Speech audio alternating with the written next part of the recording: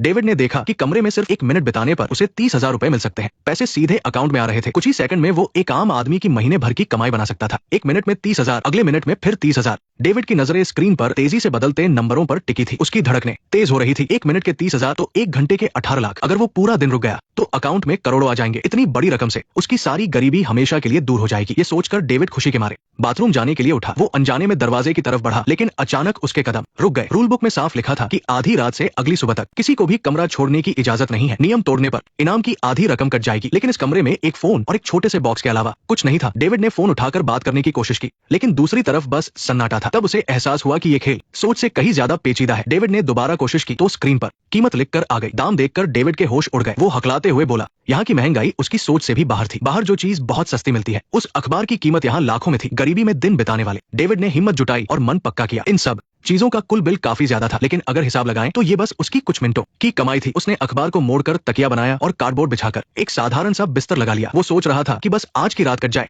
तो वो लाखों रुपए लेकर जाएगा। डेविड अभी अमीर बनने के सपने देखते हुए सोने ही वाला था कि अचानक उसकी नींद टूट गई। समय का पता ही नहीं चला और सुबह हो गई। सोकर उठने के बाद डेविड ने देखा कि इनाम की रकम अब लाखों में पहुंच चुकी है। वो अभी मन ही मन खुश हो रहा था कि तभी बाहर से एक औरत के चिल्लाने की आवाज आई। डेविड कमरे से बाहर निकला तो उसने देखा कि ये पूरी बिल्डिंग 8 मंजिलों में बंटी हुई है। हर मंजिल पर एक खिलाड़ी रुका हुआ था। अभी तक शो की टीम से कोई भी इंसान सामने नहीं आया था। ये पूरी जगह अंदर से बहुत अजीब और नकली लग रही थी। ऊपर से नीचे देखने पर नंबर 8 स्विमिंग पूल में खड़ी थी, लेकिन उस पूल में जो पानी था वो असल में लाइट से बना एक भ्रम था। इतना ही नहीं, यहाँ का खाना भी नकली था। कपड़ों की जेबें भी नकली थी। यहाँ सिर्फ 2 ही चीजें असली थी, एक तो ये सारे खिलाड़ी और दूसरा दीवार पर घटता हुआ समय। ज्यादातर लोगों ने यूनिफॉर्म पहनी थी। सिर्फ नंबर 8 ने ही बहुत छोटे कपड़े पहने थे। तभी सबने ध्यान दिया कि पब्लिक एरिया का टाइमर कुछ घंटे बढ़ गया है। जब सब लोग इस बात से हैरान थे, तभी चश्मे वाले खिलाड़ी ने टाइमर के नीचे वाले लोहे के दरवाजे की तरफ इशारा किया। उसने बताया कि कमरों में चीजों की कीमत 100 गुना ज्यादा है, जिसका मतलब है वो नहीं चाहते कि हम आराम से रहें। अगर हम कमरे की चीजें बाहर लाएंगे और दूसरों को उसे बैग में रखने से रोकेंगे तो सब मिलकर खरीदारी कर सकते हैं। लेकिन नंबर 8 में बिल्कुल सब्र नहीं था। वो सीधे इंटरकॉम के पास गई और एक सिगरेट का पैकेट और लाइटर मांग लिया। जैसे ही सामान ऊपर से नीचे आया तो दीवार पर दिख रहा टाइमर भी कुछ मिनट कम हो गया। इसका मतलब था कि वो सबके बचे हुए समय का इस्तेमाल करके अपने लिए सामान मंगवा रहे थे। नंबर 2 ने चेक किया तो पता चला कि उनके अपने कमरे की इनामी रकम कम नहीं हुई है। यानी पब्लिक एरिया में सामान खरीदने पर सिर्फ टाइमर का समय घटता है। हिसाब लगाया जाए तो कमरे के अंदर खरीदने से ये ज्यादा सस्ता पड़ता है। पैसे बचाने के लिए सबने मिलकर रोजमर्रा की जरूरी चीजें खरीदने का फैसला किया। इस बातचीत में हर कोई सिर्फ अपना फायदा देख रहा था। आखिर में उन्होंने प्लास्टिक की बाल्टी, टॉयलेट पेपर और सैनिटरी पैड जैसी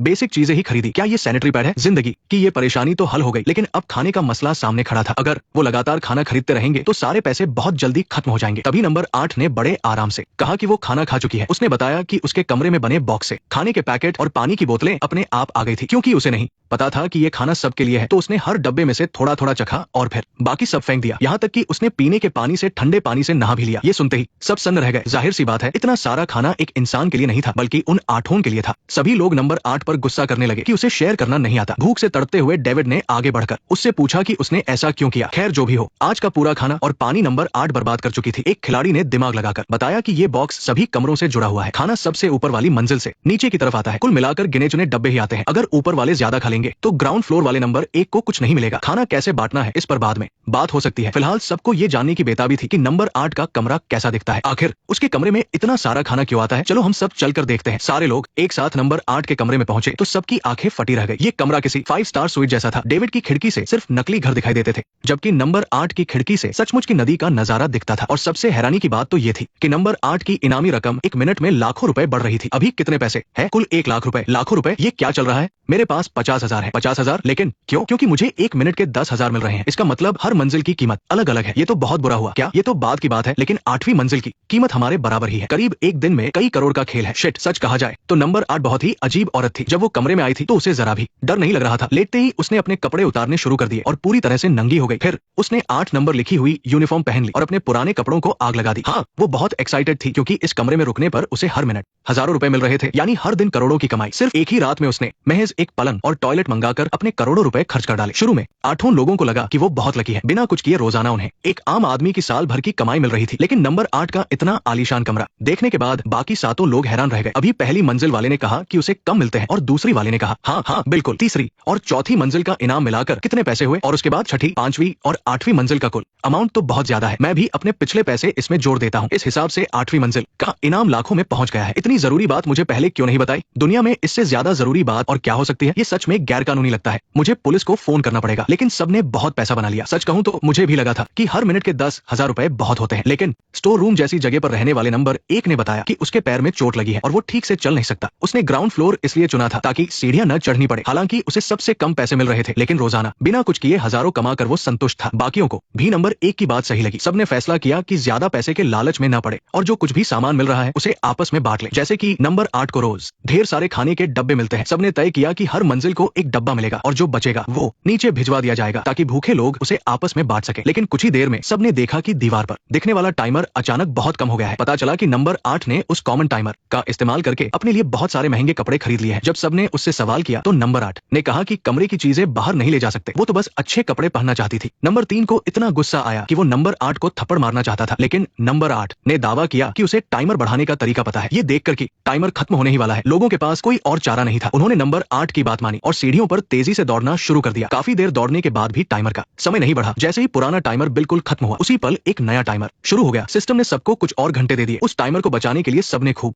मेहनत करना शुरू कर दिया। रोजाना लोगों की ड्यूटी लगाई गई कि वो सीढ़ियों पर दौड़े। हालांकि इस तरीके से वो गेम में टिके रहने का समय बढ़ा रहे थे, लेकिन सब लोग बहुत बुरी तरह थक चुके थे। उनका खुद का खाना तो कम पड़ ही रहा था, बल्कि बचे हुए 4 डब्बे भी सब में नहीं बंट पा रहे थे। ऐसे चलता रहा तो बात नहीं बनेगी। काफी सोच विचार के बाद एक खिलाड़ी ने सुझाव दिया कि हम 2 टीमें बना लें और बारी बारी से दौड़ें। जो टीम खाली होगी वो आराम करेगी और जो लोग सीढ़ियों पर दौड़ेंगे वो एक्स्ट्रा 4 डब्बे आपस में बांट लेंगे। इस तरह रोजाना ड्यूटी बदलने से शायद वो टाइमर को खत्म होने से रोक पाए। लेकिन नंबर 1 को अपने खराब पैर की वजह से दौड़ने में बहुत दिक्कत हो रही थी। वो इतना धीमे दौड़ रहा था कि बचे हुए खाने के डब्बे लेने पर बाकी साथियों ने उसे बहुत बुरा भला कहा। अपनी इस कमी को पूरा करने के लिए नंबर 1 ने कहा कि वो सबकी गंदगी और कचरा साफ करने की जिम्मेदारी लेगा ताकि लोग उसे माफ कर दें। उसने पहले ही चेक कर लिया था कि कचरा डालने वाला बॉक्स दूसरे कमरों में भेजने की बात। सच में ये सुनते ही सब लोग खुशी खुशी मान गए। आखिर कोई भी पूरा दिन अपने ही कचरे और गंदगी के साथ नहीं रहना चाहता था। इसलिए उस दिन के बाद नंबर 1 अगर सीढ़ियों पर नहीं भी दौड़ता था तो भी किसी को उससे कोई शिकायत नहीं होती थी। इस अजीब से दोस्ताना माहौल में वे 8 लोग कुछ समय के लिए ठीक ठाक रह रहे थे, लेकिन एक दिन उन्होंने देखा कि अपनी पूरी जान लगाकर दौड़ने के बावजूद टाइमर अब नहीं बढ़ रहा था। समय बढ़ाने के लिए सब और भी तेजी से दौड़ने लगे। तभी नंबर 4 के पैर लड़खड़ाए और वो सीधे जमीन पर गिर पड़ा। उसके मुंह से झाग निकलने लगा। वो पीछे की तरफ भागा। क्या 1 मिनट, इसे मिर्गी का दौरा पड़ा है क्या? लिवर लिवर, सब लोग उसे छू मत। क्या कोई दवा है? Pneumonia pneumonia pneumonia. साइलेंस। इसी बीच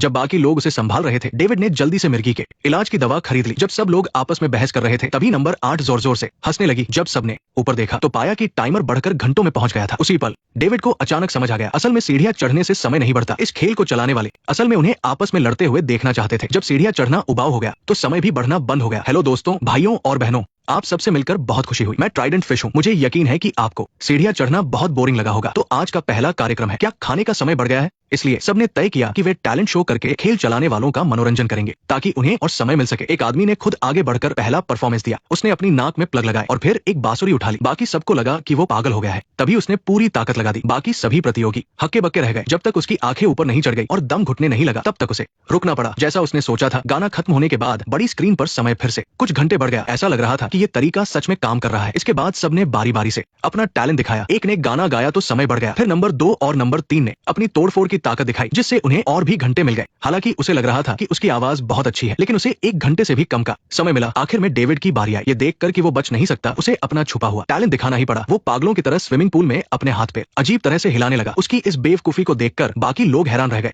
जब उसने बहुत उम्मीद से सबसे पूछा कि उसका डांस कैसा था तो स्क्रीन पर दिखा कि उसे सजा के तौर पर सिर्फ कुछ मिनट ही मिले। लेकिन डेविड ने भी इसे मान लिया क्योंकि पहली मंजिल वाले अपाहिज अंकल ने अभी परफॉर्म नहीं किया था। उसे समझ नहीं आ रहा था कि वो अपाहिज आदमी क्या टैलेंट दिखा पाएगा। जब तक कोई उससे भी बुरा करने वाला था तब तक वो खुद को सबसे बुरा नहीं मान रहा था। पर किसी ने ये नहीं सोचा था कि नंबर 1 इतने शानदार करतब दिखाएगा। उसने एक जोकर की तरह सबको खूब हंसाया और इसकी वजह से टाइमर में कई घंटे जुड़ गए। इससे डेविड को बहुत बुरा लगा क्योंकि उसका प्रदर्शन सबसे खराब था। असल में जोकर तो वो खुद था। आखिर में जब नंबर 8 की बारी आई तो उसने कहा कि उसमें कोई टैलेंट नहीं है, उसे बस लड़कों के साथ गेम खेलने में मजा आता है। इसलिए वो नंबर 6 को अपने कमरे में ले गई और कमाल की बात है कि उन्हें इसके लिए काफी घंटे मिल गए। एक परेशानी कुछ समय के लिए सुलझी तो दूसरी खड़ी हो गई। नंबर 1 ने जो बड़ा काम किया था उसकी वजह से वो अब पब्लिक टॉयलेट का काम नहीं करना चाहता था। सबने मिलकर गुपचुप वोटिंग करके नया इंचार्ज चुनने का फैसला किया। डेविड अंदर ही अंदर बहुत डरा हुआ था क्योंकि उसका टैलेंट सबसे बुरा था। उसे डर था कि लोग उसे ही वोट देंगे, लेकिन नंबर 7 ने उसे तसल्ली दी, तुम्हें ज्यादा डरने की जरूरत नहीं है। तीसरी मंजिल के इंचार्ज को कोई नहीं चुनेगा तो फिर 7वीं मंजिल का इंचार्ज कैसे होगा? हो सकता है पहली मंजिल के इंचार्ज को चुना जाए। कांच की खिड़की तोड़ने वाली बात से कूड़े की जगह, लेकिन हमेशा शिकायत करने वाली नंबर 4 की सोच अलग थी। वह दिल से नंबर 8 के ज्यादा लालच से नफरत करती थी। उसने सबको नंबर 8 को वोट देने के लिए मनाया। उसे लगा कि ऐसा करने में उसे कोई पछतावा नहीं होगा, लेकिन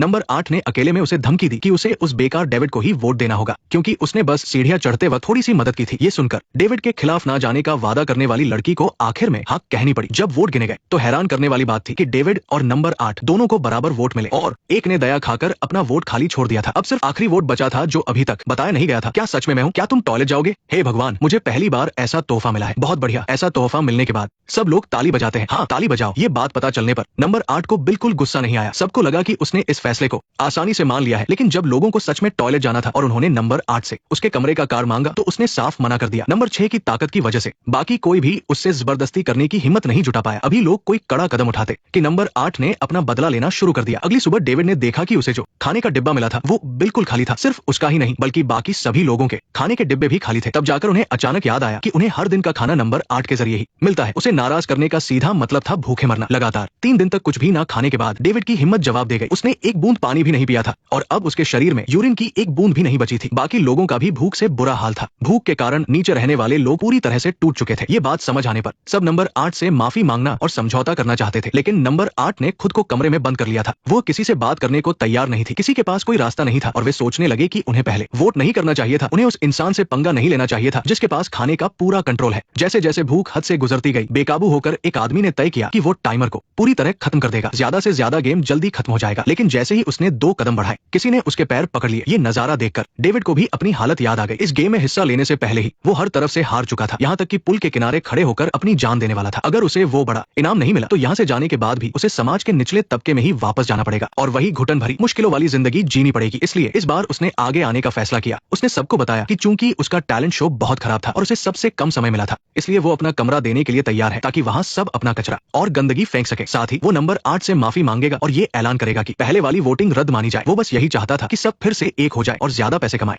ये सुनते ही नंबर 4 वाली लड़की आगे आई और कहने लगी कि उस कचरे और गंदगी को साफ करने में वो भी कुछ मदद कर सकती है। आखिर उसका टैलेंट शो भी कुछ खास अच्छा नहीं था। उसकी इस बात ने तुरंत सबका दिल जीत लिया। इस तरह सब एक बात पर राजी हो गए और उन्होंने नंबर 7 यानी चश्मे वाले भाई को बात करने के लिए ऊपर भेजा। उसने नंबर 8 से बातचीत की। उसने नंबर 8 को बताया कि सब लोग माफी मांग रहे हैं और वादा किया कि नंबर 8 अपने लिए कुछ अच्छे कपड़े खरीदने के लिए सभी के कॉमन समय का इस्तेमाल कर सकती है। ये सुनकर नंबर 8 तुरंत खुश हो गई और उसने खाने के डिब्बे निकालकर सबको बांट दिए, जिससे सबने अपना पेट भरा। अपनी कटोरी में रखे चावलों को देखकर डेविड ने सच के आगे पूरी तरह सिर झुका लिया। किसने कहा था कि उसका कमरा अब नया कूड़ेदान बन जाएगा? हर तरह का कचरा और गंदगी अब उसके पास ही भेजी जा रही थी। लेकिन उसने कभी नहीं सोचा था कि जिस लड़की ने थोड़ी मदद करने का वादा किया था वो आखिर में अपनी बात से मुकर जाएगी और धोखा दे देगी। ये जानकर कि गेम चलाने वालों को तनाव और रोमांच से भरे नजारे पसंद है, नंबर 8 ने खुद आगे बढ़कर किंग्स गेम शुरू कर दिया। इसके नियम बहुत आसान थे। जिसे किंग चुना जाता था वो बाकी लोगों को अपनी मर्जी से कोई भी हुक्म दे सकता था। किंग्स गेम इन लोगों की क्या उम्र है जो अभी भी ऐसे गेम खेल रहे हैं? पैसों के लालच में कोई कितना नीचे गिर सकता है ये कौन करेगा? मुझे भी ये सही लग रहा है, मुझे भी सही लग रहा है, मुझे भी